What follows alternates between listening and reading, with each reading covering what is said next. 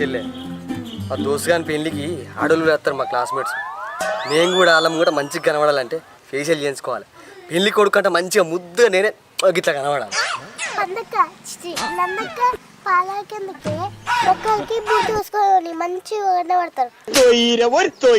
నీకన్నా అందంగా కనబడతామని నీకు కుల్లే.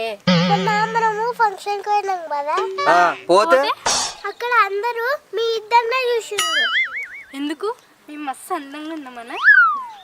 ఎందుక ప్లేట్ మస్తు నింపుకొని పందిలక తిన్నందుకు.